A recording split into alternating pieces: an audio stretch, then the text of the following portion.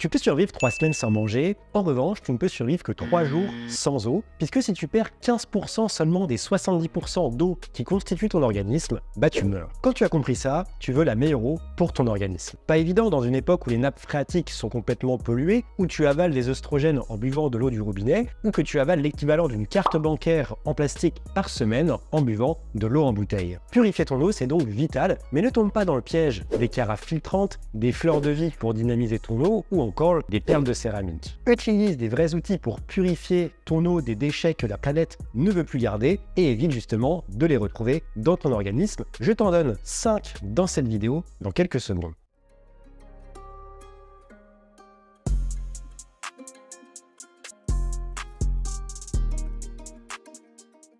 Je vais commencer cette vidéo par te partager, par répondre à cette question: pourquoi est-il indispensable de filtrer son eau? Parce qu'on entend souvent dire qu'en France, on n'a pas de raison de s'inquiéter, parce qu'au final, on a un des réseaux d'eau potable, puisqu'on peut boire de l'eau du robinet sans problème, un des réseaux d'eau potable les plus sûrs au monde. Alors c'est vrai qu'on est loin de l'eau du Gange, effectivement, qu'on peut quand même boire l'eau du robinet sans trop de préoccupation, mais malheureusement, il y a quand même certains problèmes, et je vais t'en parler juste ici. Juste avant, déjà, je tiens à me présenter, je m'appelle Mathieu Copiglia. Sur cette chaîne, je t'apporte des conseils alimentaires dans une vision flexitarienne de l'alimentation pour que tu puisses gagner en énergie, sortir de la fatigue chronique, puisque moi-même j'ai connu un épuisement, un burn-out à l'âge de 22 ans et je m'en suis sorti à 90% grâce à mon hygiène de vie et mon alimentation. Et je tiens justement à te faire 2 petits cadeaux si tu me découvres aujourd'hui ou si tu as suivi que quelques-unes de mes vidéos. Le premier cadeau, c'est que je t'offre justement un programme de rééquilibrage alimentaire offert sur 7 jours pour que tu puisses connaître les principes de base d'une alimentation qui va augmenter ta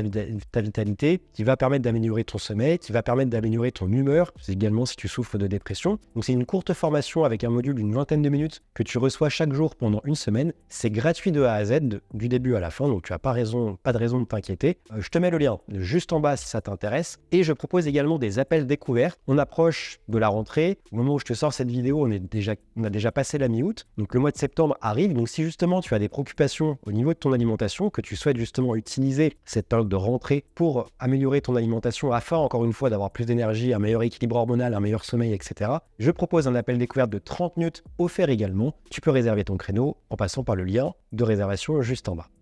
Revenons à l'eau potable, à l'eau du robinet. Alors déjà, qu'est-ce qui fait que ça pose un problème? Puis après, je parlerai des éventuels problèmes aussi de l'eau en bouteille, évidemment. Je vais traiter les deux cas majeurs et nos 2 sources principales d'hydratation d'eau. Déjà, on sait que l'eau potable en France est un réseau qui est fermé en grande partie, évidemment. Donc on va déjà retraiter année en année la même eau qui circule dans un réseau fermé. Donc ce qui fait que l'eau d'année en année devient de moins en moins potable et surtout est de plus en plus traitée aussi pour qu'on puisse justement la rendre propre, on puisse enlever les éventuelles bactéries, etc. Et le second problème, c'est qu'en France, dans l'eau potable, on va traiter uniquement 54 molécules, ce qui est déjà pas mal. Les 54 molécules qu'on juge les plus toxiques et parfois même mortelles pour l'organisme, alors qu'il existe dans le monde entier 140 000 molécules qui peuvent être néfastes pour notre organisme. Dans ces molécules-là, on parle bien sûr de bactéries, on peut parler également de certains métaux lourds, on peut parler de perturbateurs endocriniens, on peut parler de plein de choses. Mais ce que je veux te dire ici, c'est qu'on va faire justement des analyses sur seulement 54 molécules, alors qu'il y en a 140 000 autres qui, même à petit dosage, cumulées lorsqu'on boit de l'eau du robinet tous les jours, peuvent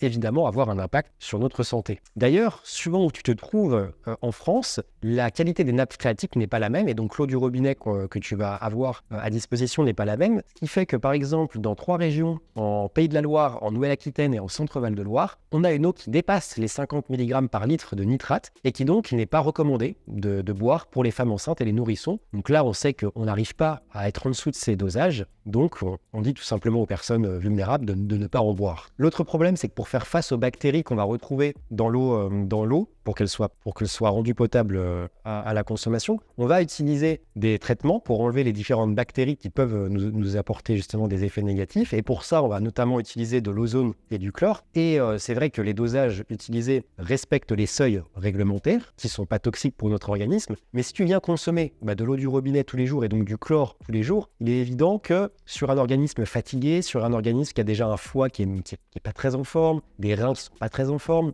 ce chlore il va s'accumuler dans ton organisme, cet ozone va s'accumuler dans ton organisme et donc ça va créer des complications. Et on sait notamment que le chlore sur la santé a de nombreuses complications, même à des petites doses. Il va assécher les muqueuses, il peut créer des problèmes au niveau de la sphère ORL, il va déshydrater l'organisme et lorsqu'on boit, on cherche justement à s'hydrater, il va encrasser les cellules et déséquilibrer le microbiote. Et on sait justement que depuis 2020 et la crise sanitaire, et ça, il y a pas mal d'études qui en parlent et de toute manière tout le monde le sait parce qu'on l'a très bien vu au goût, que l'eau du robinet, que le chlore utilisé justement dans l'eau du robinet a nettement été augmenté justement depuis le Covid. Et on sent très bien, si tu as l'habitude de boire de l'eau du robinet, que depuis justement 2020, l'eau est beaucoup plus chlorée, en tout cas on le ressent qu'avant les années 2000, qu'avant 2020. Alors on va utiliser différentes techniques pour justement rendre potable l'eau du robinet. On va utiliser une filtration membranaire, on peut utiliser également un traitement par ultraviolet, on va utiliser aussi, comme je t'ai dit, l'ajout de certaines substances comme le chlore ou l'ozone pour justement éviter, pour tuer les différentes bactéries. L'autre problème de l'eau du robinet, c'est qu'on va principalement s'intéresser au traitement bactériologique des bactéries, mais on va pas pouvoir forcément limiter la présence de métaux lourds comme de plomb, de cuivre, d'arsenic, d'aluminium, d'amiante, d'hydrocarbures, mais également de résidus médicamenteux, de détergents, de pesticides évidemment, de phtalates qui viennent notamment des tuyaux qui permettent de transporter l'eau, et quand il fait chaud comme ça, les phtalates ont encore plus tendance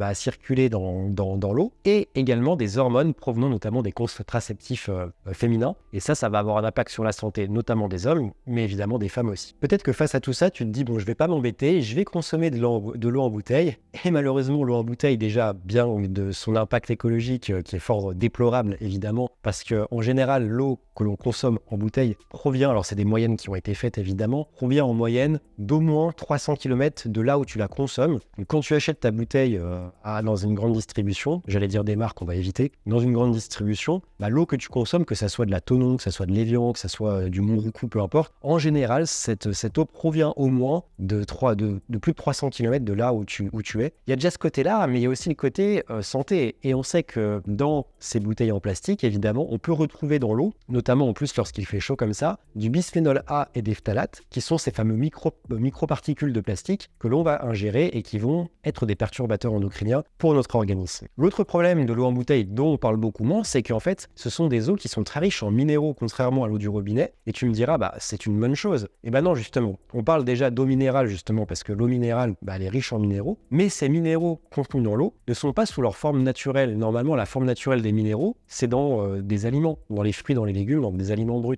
Et c'est là que ton corps va mieux les assimiler. Lorsqu'ils sont contenus dans l'eau, ils ne sont pas sous leur forme naturelle et ils vont plus venir encrasser ton foie et tes reins qu'autre chose, qui va créer en fait un état d'encrassement des articulations et des cellules et qui va créer ce qu'on appelle une accumulation de déchets à cristaux. Et lorsque le corps présente beaucoup de déchets cristallins, il va donc s'acidifier et c'est en plus les déchets les plus durs à éliminer parce que souvent ils vont s'accumuler au niveau des reins et c'est les reins qui vont devoir faire ce travail d'élimination et c'est très compliqué de travailler sur les reins alors que sur le foie on peut travailler beaucoup plus rapidement et c'est beaucoup moins engageant pour le corps. Donc finalement ne cherche pas à avoir ta dose de magnésium ou de calcium en buvant de l'eau en bouteille, va plutôt chercher ça dans ton alimentation et va plutôt chercher à avoir une eau de qualité en la filtrant de manière efficace avec des outils efficaces. Avant de te partager les 5 outils de filtration efficaces pour justement filtrer l'eau du robinet, la question que je vais t'aider à élucider ici, parce que là je t'ai parlé des effets néfastes à la fois de l'eau du robinet et à la fois des bouteilles en plastique, donc je vais t'aider à répondre à cette question, faut-il privilégier l'eau du robinet ou l'eau en bouteille? Alors si ça ne tient qu'à moi, je te conseillerais justement d'utiliser l'eau du robinet et de la filtrer avec des outils efficaces, en tout cas des outils qui seront bien plus efficaces que les carafes filtrantes Brita par exemple, pour citer une marque très connue, mais il y en a d'autres évidemment, je ne suis pas là pour diffamer qui que ce soit, mais en tout cas ces carafes ne sont pas assez efficaces, ou des perles de céramique pareil, qui sont pas suffisamment, des billes de céramique, pas suffisamment efficaces. Alors déjà, pourquoi je te conseille plus l'eau du robinet que l'eau en bouteille? Je vais te donner 3 arguments, et ensuite je te dirai qu'est-ce que tu dois éviter à tout prix comme outil de filtration, hormis ce que je viens d'évoquer ici. Donc le premier avantage déjà de l'eau du robinet, c'est qu'elle est beaucoup plus économique et écologique, ça c'est indéniable et voilà, incontestable. Le deuxième point, et ça je tiens vraiment à à ce que tu sois attentif à ça, c'est que tu peux moins, en tout cas, on peut moins tricher avec les outils de mesure de l'eau du robinet où c'est vraiment très strict. Il y a un cahier des charges qui est très strict, qui est mis à jour régulièrement, qui est rendu public aussi, qu'avec les outils de mesure de l'eau en bouteille, qui déjà n'est pas rendu public parce que c'est des entreprises privées. Et justement, il y a le média Vaquita, alors qui est un média qui est un média soi-disant indépendant, mais qui prend quand même position. Mais dans tous les cas, je suis allé voir leur étude sur Nestlé. Et il est vrai qu'en fait, ils ont fait une étude sur le long terme sur Nestlé. Et il s'est avéré justement qu'ils ont retrouvé en fait que les bouteilles, alors Nestlé c'est Evian évidemment, mais ils ont d'autres marques d'eau. En tout cas, il a été avéré que l'eau de Nestlé était beaucoup plus contaminée que l'eau du robinet. Et ce qui est quand même assez surprenant parce que normalement, dans l'eau en bouteille, on ne doit pas retrouver déjà de pesticides, ce qui n'a pas été le cas lors des analyses. Donc finalement, tu payes de l'eau 100 fois plus cher parce qu'en fait, l'eau en bouteille est quand même nettement plus chère que l'eau du robinet pour une qualité qui est identique, voire encore plus médiocre. Et le troisième avantage à plutôt privilégier l'eau du robinet, c'est que lorsque tu consommes de l'eau en bouteille, tu dois toujours prévoir, donc à condition d'avoir un lieu de stockage ou une cave où tu peux stocker l'eau. En général, on ne stocke pas énormément de bouteilles d'eau, on doit en consommer régulièrement. Et là, lorsqu'il fait 40 degrés comme actuellement, là je suis en pleine chaleur, j'essaye de pas trop le montrer, mais il fait chaud. Quand il fait ce genre de chaleur, aller dehors en plein soleil, aller chercher une bouteille d'eau, la porter jusqu'à chez soi ou jusqu'à sa voiture, etc. Et quand tu le fais en plus, quand tu as soif, que tu es déjà déshydraté, c'est pas une bonne expérience. Donc il faut quand même avoir du stockage, sinon tu es tout le temps en train de te trimballer des packs d'eau. C'est très désagréable, on en a tous fait les frais au moins une fois. Maintenant, je vais te dire ce que tu dois à tout prix éviter comme outils de filtration qui sont souvent mis en avant, à la fois pour le côté marketing, mais même par des créateurs de contenu, des naturopathes, des nutritionnistes, peu importe, ou même des médecins. Déjà, c'est les carafes filtrantes comme Brita, parce qu'il s'est avéré que déjà les filtres permettent uniquement de filtrer les bactéries, mais ne sont pas assez efficaces pour filtrer les nitrates, les métaux lourds, les perturbateurs endocriniens, et également les résidus médicamenteux, ce qui est quand même très important. On n'a pas envie de se retrouver avec des médicaments ou des métaux lourds dans son eau. Et en fait, les filtres vont, lorsqu'on laisse souvent les carafes en fait à l'air libre, et ça devient un nid à bactéries au final, avec cette humidité qui se crée. Et lorsqu'on se resserre de l'eau, en fait, on refourgue à chaque fois des bactéries dans l'eau. Donc c'est un nid à bactéries. On se retrouve finalement à rajouter des bactéries à son eau. Et pour éviter ça, il faudrait changer le filtre quasiment toutes les semaines, ce qui coûte de l'argent et ce qui est vraiment très inconfortable à faire toutes les semaines. Tu vas également éviter les fameuses perles de céramique. Alors bien que les perles ou les billes de céramique, qui sont en fait faites à base d'argile, j'ai pu les recommander il y a peut-être 2 ans. Je crois que c'est à peu près ça, 2 ans dans une vidéo sur YouTube que tu peux même retrouver sur ma chaîne qui est encore présente. On peut changer d'avis entre temps parce que forcément je fais mes recherches aussi et j'avance à mon rythme également. Et aujourd'hui, je dirais pas qu'elles sont inefficaces, hein. C'est pour ça aussi que j'en avais parlé parce qu'elles ont leur efficacité, mais elles ne sont pas déjà aussi efficaces que le charbon actif et que d'autres outils de filtration parce qu'elles vont pas, alors elles vont permettre de filtrer les bactéries et les pathogènes, mais elles vont être beaucoup moins efficaces sur le traitement du chlore, des métaux lourds et également des pesticides. Et je te conseille pas non plus d'utiliser des outils qui vont permettre de dynamiser l'eau, comme par exemple des fleurs de vie que tu vas mettre en dessous d'une carafe. C'est un dessin que tu vas mettre en dessous de ton eau ou qui est des fois intégré à la carafe d'eau. Tu peux le faire également, tu peux dynamiser l'eau avec des cristaux, avec de l'argile ou avec des carafes à vortex, c'est-à-dire qui vont recréer du mouvement en fait, un mouvement de vortex dans l'eau. Donc en fait, dynamiser l'eau, ça a un intérêt, il y a beaucoup d'écrits là-dessus. Ça a vraiment un intérêt pour recharger l'eau en information et donc permettre finalement de recréer beaucoup plus de molécules à l'eau, ce qui va la rendre beaucoup mieux assimilée par ton organisme qu'une eau qui sera désinformée, qui sera statique au final. Mais le fait de dynamiser l'eau permet de mieux t'hydrater, de la rendre beaucoup plus assimilable par tes cellules, mais ça va pas enlever, et ça il faut l'avouer, ça va pas enlever tout simplement les résidus de métaux lourds, de pesticides, de médicaments. Donc ça a un intérêt dans un sens, mais ça n'enlève pas le cœur du problème qui nous intéresse dans cette vidéo. Il est temps de te partager des remèdes fiables pour filtrer ton eau cette fois-ci, maintenant que tu sais tout sur l'eau du robinet et l'eau en bouteille. Et je vais commencer par parler du charbon actif. Alors si je te parle du charbon actif, c'est que c'est tout simplement le moyen le plus accessible et le plus économique. Et pour chaque remède, en fait, je vais partir dans cet ordre-là, te partager les remèdes que tu pourras utiliser le plus facilement possible, peu importe d'ailleurs tes moyens financiers. Et après, au fur et à mesure, ça sera des éléments qui seront beaucoup plus efficaces, mais peut-être un peu moins accessibles aussi pour certaines personnes. Donc après, tu as les informations, tu fais en fonction de ton budget, de ce que tu peux mettre et surtout de ce que tu as envie de mettre également. Le charbon actif, il est très intéressant parce que déjà, ça dure assez longtemps. Alors la marque la plus connue, c'est les petits bâtons de charbon actif Binchotan. qu'on retrouve sur beaucoup de sites internet et même dans beaucoup de boutiques aujourd'hui. Et l'avantage, c'est qu'un petit bâton de charbon actif va durer environ 6 mois et tu peux le réactiver pour 6 mois supplémentaires. Normalement, au bout d'1 an,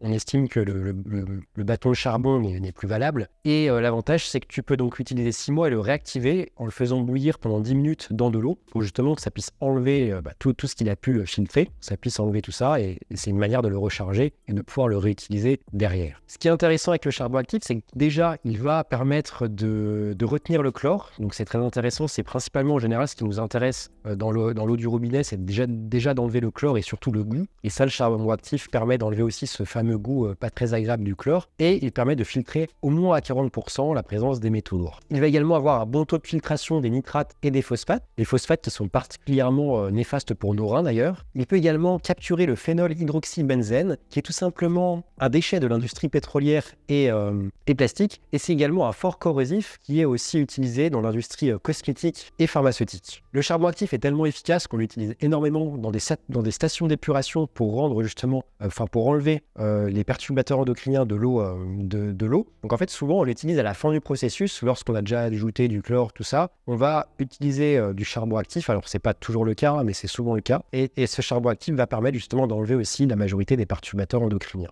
Et contrairement à d'autres outils, d'autres types de filtration qui vont enlever les minéraux dont ton corps a besoin, parce que forcément, quand on va utiliser des outils qui vont capter, qui vont absorber, ça peut nous priver de certains minéraux. Ce qui n'est pas le cas du charbon actif parce qu'il va éliminer le chlore, les métaux lourds, etc. Mais il va aussi remettre, parce que c'est un élément minéral, contient aussi des minéraux, il va relarguer également des minéraux intéressants pour ton organisme et donc compenser cette perte évidemment, comme par exemple du magnésium, du potassium, du sodium et du calcium. Et un bâton de charbon binchotant coûte environ 6,50 €. Alors je suis allé voir, j'ai un peu comparé les différents sites et en général, c'est la moyenne que j'ai pu relever sur la majorité des sites. Parfois, c'est un tout petit peu plus cher, parfois un tout petit peu moins cher. Le deuxième moyen de filtration, et je voulais absolument t'en parler dans cette vidéo parce que c'est absolument incroyable ce qu'ils ont pu développer ici. Et quand je dis ils, c'est la NASA, parce que la NASA a travaillé sur un filtre qui est maintenant utilisé dans une gourde qui est ce qu'on appelle la gourde Oco, de la marque Oco. Et cette gourde, forcément, je m'y suis intéressé parce que je fais beaucoup de randonnées. Et en fait, je voyais que la plupart du temps en randonnée, on est tout le temps en train d'économiser son eau, de voir ce qui nous reste. Et on a toujours cette peur, au final, de ne pas en avoir suffisamment. Et justement, Oco a vraiment ciblé les voyageurs et les randonneurs en proposant une gourde qui est capable de filtrer n'importe quelle eau, de n'importe quelle source, que ça soit de l'eau d'un lac, de haute montagne d'ailleurs, une cascade, une rivière, un fleuve même. Tu peux même aller boire l'eau de la Seine si tu le souhaites avec cette gourde. Et ce qui est vraiment incroyable, c'est que déjà, elle va permettre de filtrer les nanoparticules de plastique, les BPA, le chlore, le brome, le calcaire également, les bactéries, les protozoaires et certains virus. Elle utilise aussi un type de plastique qui est le plastique PP5, un type de plastique qui est le plus recyclé au monde. Et un plastique évidemment qui ne contient ni phtalate ni bisphénol A, parce que le but c'est, lorsque tu es en montagne, qu'il fait très chaud ou en voyage, tu as ce risque évidemment que si tu utilises un mauvais plastique pour ta gourde,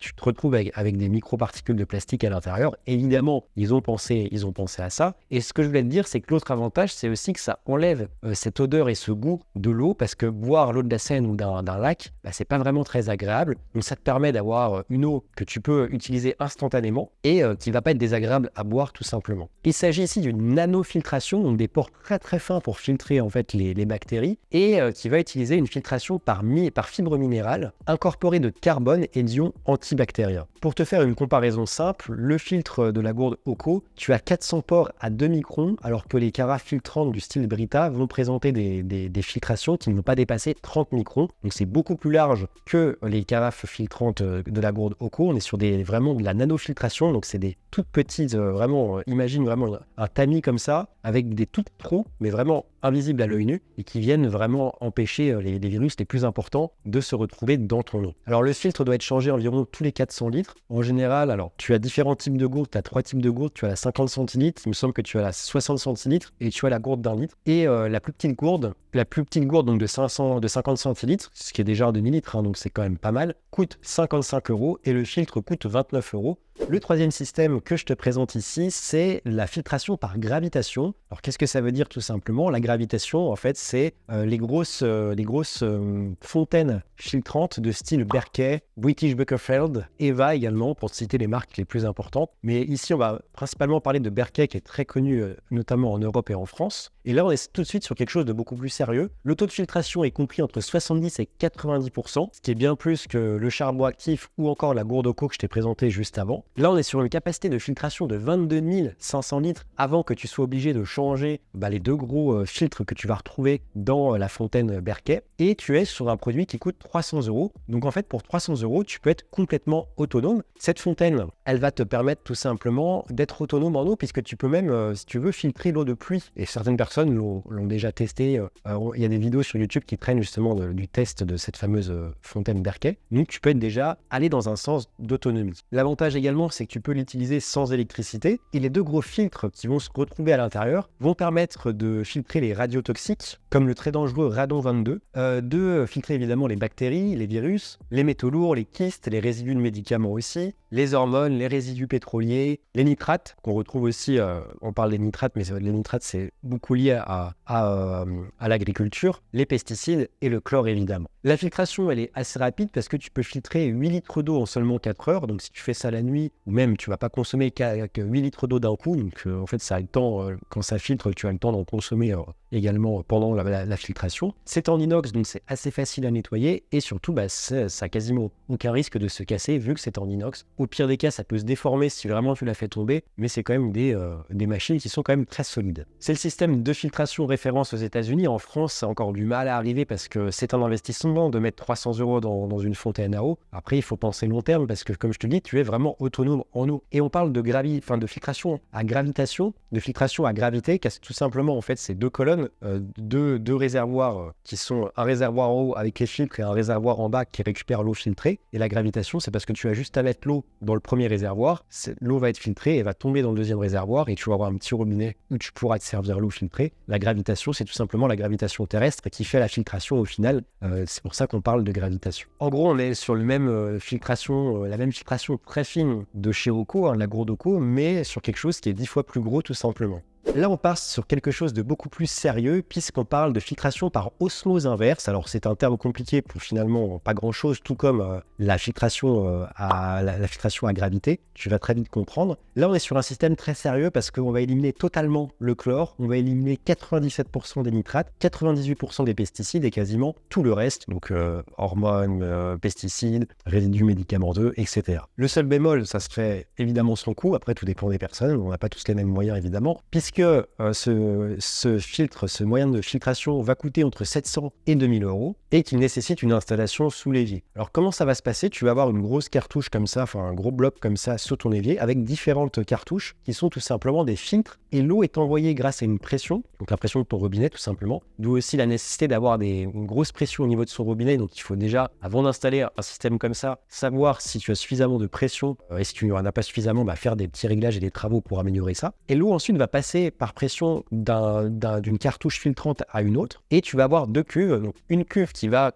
retenir l'eau contaminée entre guillemets, et l'eau qui sera filtrée sera renvoyée finalement au niveau du robinet pour que tu puisses la consommer via le robinet directement. L'osmoseur, il est composé de 4 à 6 cartouches en fonction de la qualité de l'osmoseur inversé, et évidemment chacune de ces cartouches filtrantes n'a pas le même système de filtration. Tu vas avoir une cartouche filtrante à base de charbon actif, une cartouche anti-impureté, une membrane d'osmose ultra fine pour retenir les microparticules comme le plastique, voilà, et un filtre finisseur au charbon actif. Les cartouches d'osmoseur, elles se changent tous les 6 mois à 1 an, donc ça reste quand même assez court, bien qu'on est sur un système qui est relativement efficace, donc c'est pour ça qu'il faut changer aussi régulièrement parce que ça va vraiment quasiment tout enlever. Et je tiens à te préciser que c'est quand même très différent en fait des cartouches que tu vas visser directement sur ton robinet. Tu sais, tu le mets juste en dessous de ton robinet, il y a beaucoup de personnes qui ont ça, et en général ce sont des cartouches filtrantes, des systèmes de filtration qui sont assez efficaces mais qui sont uniquement au charbon actif. Donc on l'a vu, le charbon actif c'est dans les premiers systèmes de filtration, c'est pas si efficace que ça pour différentes choses, et surtout il n'y aura pas en fait les deux cuves qui vont séparer l'eau contaminée et l'eau que tu vas boire. En fait tu vas directement consommer l'eau qui est filtrée, donc en fait ça c'est pas aussi efficace. Le seul bémol, je dirais, si on doit en trouver un pour l'osmoseur inversé, c'est que contrairement au charbon actif, à la Gros de Hocco ou à la carafe, à la fontaine Berquet par exemple, c'est qu'en fait, elle va retenir certains minéraux, et vu qu'elle va vraiment traiter beaucoup de choses, elle va enlever des minéraux à ton eau. Mais déjà, dans l'eau du robinet, il n'y a pas énormément de minéraux, comme je te le disais, et surtout, ne cherche pas à avoir tes minéraux via ton eau. Cherche à avoir ces minéraux via ton alimentation, via les fruits et les légumes, et c'est comme ça que tu vas aller chercher tes électrolytes, tes vitamines et tes minéraux, et c'est pas, comme je te le disais, dans ton eau du robinet que tu vas avoir tes doses de magnésium ou de calcium. Et mon cinquième et mon dernier conseil, je dirais qu'il est complémentaire à tout ce que je t'ai partagé ici, c'est de venir s'hydrater autrement. Parce que parfois on cherche vraiment à chercher la meilleure eau possible, le meilleur système de filtration, alors qu'on peut s'hydrater finalement avec la chose la plus simple possible, c'est-à-dire les fruits et les légumes. Par exemple, te faire 30 centilitres à 50 centilitres de jus de légumes par jour peut déjà te permettre de couvrir 80% des électrolytes dont tu as besoin chaque jour. Et c'est ces électrolytes-là qui vont permettre de vraiment renourrir tes cellules, de garder l'eau également, de te maintenir hydraté toute la journée et surtout de vraiment venir être utilisé par ton organisme et pas uniquement ajouter de l'eau pour ajouter de l'eau à ton corps. Donc tout simplement en apportant davantage d'électrolytes, par exemple via les jus de légumes, tu n'auras plus besoin de boire 3 litres d'eau en pleine canicule, ton corps aura besoin de beaucoup moins d'eau parce qu'il va plus facilement retenir déjà l'eau dans les tissus, dans les cellules et surtout il va utiliser ces électrolytes pour nourrir les cellules. Donc les cellules vont moins être demandeuses d'eau et tu éviteras de consommer de l'eau du robinet qui est bourrée d'hormones et de chlore. Et justement, je tiens à te sensibiliser sur le mois d'août et notamment sur l'été tout simplement, parce que c'est vraiment la bonne période pour se faire des jus de légumes, que ça soit pour apporter des électrolytes, pour que ça soit pour t'hydrater plus facilement, que ça soit aussi pour te faire un kiff et apporter tout un tas de vitamines, de minéraux vraiment intéressants et ça va vraiment agir sur ta vitalité, sur ton sommeil, sur ton humeur et c'est tout ce qu'on veut en été. Donc utilise ce mois d'été qu'il te reste encore pour investir dans un extracteur de jus et tu sais que j'en parle régulièrement puisque je travaille avec la marque Urom qui est pour moi la meilleure marque sur le marché actuellement. Donc tu as moins 10% sur tous les extracteurs Urom. Je te mets le lien vers la boutique juste en bas et je te laisse taper mon code Terrain Bien-être 10 pour activer les moins 10%. Et Urom fait également des blenders. Ils viennent de sortir un blender 9000 watts pour faire de la glace qui permet de broyer tout, glace, café, oléagineux, donc tu peux vraiment tout te faire avec. Donc tu as également moins 10% sur ce blender. Ou tu peux tout simplement également, au lieu d'aller chercher ça dans les fruits et légumes, alors ça c'est plus, c'est un complément alimentaire mais ça reste intéressant au cas de forte chaleur ou lorsque tu fais du sport, tu peux ajouter des électrolytes directement dans ton eau filtrée pour compenser les pertes en vitamines et minéraux dues justement à la transpiration. Et moi je l'utilise même là lorsqu'on est en canicule, j'utilise ces fameux électrolytes pour compenser la fatigue qui est due à cette forte sudation, transpiration. NutriPure justement, autre enseigne, autre marque, et je travaille qu'avec 3 marques dans tous les cas. Donc NutriPure avec qui je travaille propose des électrolytes en sachet qui contiennent de la vitamine C, de l'eau de mer, du potassium, du zinc, du magnésium, des vitamines B1 et B12. Donc vraiment, moi ça me donne vraiment un coup de peps et ça me permet aussi lorsque je fais mon sport ou lorsque je voyage, qu'il fait chaud, d'avoir ces coups de barre constants dus à la fatigue. Et pour 15 sachets, tu as 15 sachets à 15 €. Donc c'est vraiment très accessible pour un produit qui est quand même très intéressant et dont on a vraiment besoin en été. Donc encore une fois, tu peux passer par mon lien NutriPure juste en bas si tu souhaites commander ces électrolytes et ils font également plein d'autres choses, du magnésium, des barres protéinées, des plantes adaptogènes. Voilà, je te laisse aller voir tout ça juste en bas en cliquant sur le lien NutriPure que je te mettrai dans la description. Ta vitalité ne passe pas que par ton hydratation et peu importe le système de filtration que tu utiliseras, tu ne vas pas y voir un intérêt sur ta vitalité ou que très légèrement. L'intérêt vraiment pour toi, si tu souhaites augmenter ta vitalité, sortir de cette fatigue chronique, c'est de voir quelles sont les mauvaises habitudes alimentaires que tu mets en place, savoir si le mode alimentaire actuel que tu mets en place est adapté à ton profil et à ton organisme, de savoir si l'alimentation que tu adoptes actuellement respecte l'équilibre de tes neurotransmetteurs, respecte l'équilibre de ton microbiote. Enfin, toutes ces questions qu'un naturopathe se pose et que tu dois également te poser. Si jamais tu es un petit peu dans le flou par rapport à ça, je te propose deux ressources gratuites avant que tu quittes cette vidéo. La première, c'est évidemment que tu peux rejoindre mon programme offert de rééquilibrage alimentaire offert où tu reçois chaque jour pendant 7 jours un module où on va parler des principales bases à mettre en place, c'est-à-dire comment réduire les sucres rapides, comment végétaliser son alimentation, est-ce qu'il faut compter ou pas ses calories, toutes les questions qu'on se pose lorsqu'on entame un rééquilibrage alimentaire et non un régime. Donc je te mets le lien juste en bas pour accéder à ce programme programme offert. Et la deuxième chose, c'est que si tu souhaites vraiment avoir des réponses plus concrètes à tes questions, que si tu te poses des questions sur quoi manger le soir, en quelle quantité, est-ce que tel aliment est bon pour moi ou pas, toutes ces questions que tu te poses et qu'on me pose régulièrement en appel découverte, justement, je te propose qu'on s'appelle pendant 30 minutes. C'est totalement gratuit. Je propose ça une dizaine de fois par mois. Donc là, on arrive à la fin du mois, donc forcément, les places sont plus restreintes. Donc si tu souhaites en profiter, c'est gratuit. Tu n'as pas à t'en faire. Je te mets le lien pour réserver ton créneau juste en bas. Évidemment, je t'invite à rejoindre cette chaîne YouTube en t'abonnant juste en bas, à activer la cloche et à mettre ton pouce bleu pour me soutenir dans mon travail de vidéo et également de recherche. Moi, je te dis à la semaine prochaine pour une prochaine vidéo. Et comme d'habitude, reste au vert.